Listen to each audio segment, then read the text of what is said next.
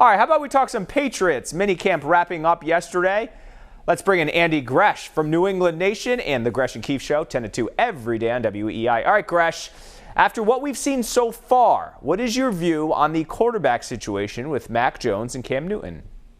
I don't think we really learned a lot, Yianni. However, the fact that Mac Jones didn't go in and soil his britches is a pretty good thing because you're looking for a baseline. And he played at Alabama. He understands, I think, a lot of this Patriots offense. So from the Mac Jones end of thing, I think it's off to a good start, quite honestly. Now, in terms of Cam, I'm a little worried about that day two performance because when your hand is hurting and you're supposed to have been working on everything this offseason to change your mechanics and you're still cold bird missing guys on air, to me, that's a problem. All right, if you were a betting man, and I know that you are, how does this play out? Week 1 versus Miami, who's in there? And then Cam. And then how does it play out during the year? Because here's my contention. If the Patriots are good enough outside of the QB position, what is the impetus to replace Cam if they're having a good year, right? Well, there's a couple of things. Number one, I do think Cam starts the year. And number two, I do think that Mac Jones ultimately takes over.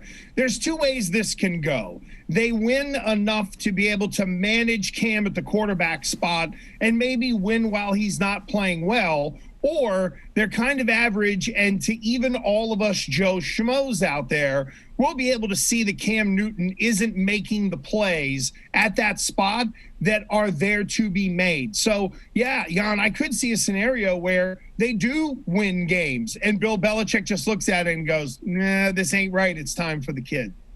All right, now Bill Belichick has experienced a lot of contract disputes over his 20-plus years in New England. How do you anticipate this Stephon Gilmore thing working out? I think they just give him some incentives and the ability to make some extra money, and they can take advantage of some of the rules in the NFL. So without getting too salary cap-ish, there are incentives that are likely to be earned and unlikely to be earned. And last year, Stephon Gilmore only played in 11 games. We know there's 17 this year. And he only had a couple of interceptions, whereas the year before, when he was the Defensive Player of the Year, he had 6 picks. So my guess, Yianni, is they give him $1.5 million if he plays, say, 75% of the snaps. They give him $1.5 million for 3 or 4 interceptions. And then if they go deep into the playoffs like Cam Newton, they can throw him bonuses that way based on team success. Give him a couple of escalators. He can hit him, get to $10 million, and go from there. But he doesn't have a ton of leverage. The people who think that Stephon Gilmore has a ton of leverage here, they're the same people who think that Aaron Rodgers will be playing in somewhere else other than Green Bay. All right, now we know the Patriots have much more talent on this year's team in comparison to last year's. When you look at just the linebacker position with Van Noy and they signed Judon and Hightower's back, what is an area that you think the Patriots, tight end, obviously they bulked up at, will improve the most this year? I think the defensive line, and I could say the front seven, but I think the D-line is going to be much improved. Some of that will be, Yianni, because of the linebackers, but let's be real. Last year, they didn't hold up in the run game. They got smashed in the middle. Guys like John Simon kept getting run over on the edge. That's why Bill Belichick signs someone like Matthew Judon, who's got some, he's not light in the seat, let's put it that way. But I think Devin Godchow, Henry Anderson, you bring back Lawrence Guy, they're going to be much more stout up the middle and stopping the run. And that is a massive area of improvement because it gets teams into second and long, and then the Patriots can get aggressive with some of the second-level blitzing. As you look at the landscape right now, the AFC East and the AFC, as we stand here in mid-June, mid to late June, are the Patriots a playoff team this year? Yeah, they are. I think even with Cam at quarterback, they'll still be a playoff team because of this defense. And this defense has a chance to be top 5.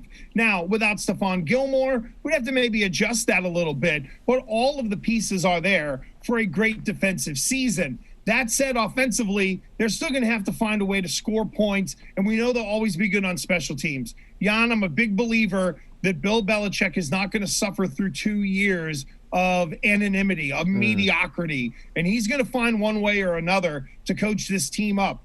I think in 10 years, we're going to look back at 2020 and that NFL season amidst COVID and realize that Belichick actually did a hell of a good coaching job just to get him to 7-9. Now that it's over, it's just like, all right, we had to experience it and it stunk, but now that it's over, it's in the past. All right, last one. This is a little inside baseball stuff, but Ernie Adams retiring, Bill Belichick's right-hand man. Nick Caserio, obviously the GM now in Houston. He brings in Matt Patricia. What do you make of the sort of hierarchy in and around Bill right now as we enter sort of a new era with Bill and his lieutenants? I think with Matt Patricia, it's someone he can completely and wholly trust. And he had prior experience under the way the Patriots used to be structured with Ernie Adams and Nick Caserio, as you mentioned. So he's been around it. He's someone who'll be able to integrate other people into the process. And I find it fascinating because Bill Belichick, even go back to, when he brought in the old coach of Arkansas, Brett Bielema, right? And then all of a sudden it turned into a lawsuit because Belichick might have been skirting some payout rules or whatever, and Bielema had to go deal with that at Arkansas. It's kind of the same thing with Matt Patricia, right? Oh, the Lions are going to pay him a butt ton of money. I'll bring him and pay him some to do a completely different job, knowing that if behind closed doors I want to get his advice on coaching or something schematically, he can do so. So the one thing Bill Belichick does is find different ways to save money on coaches, and I definitely think that in the experience is a part of it with old Matty P. All right, he's Yianni Gresh, part of our New England Nation crew. Gresh, thanks so much for your time. Word.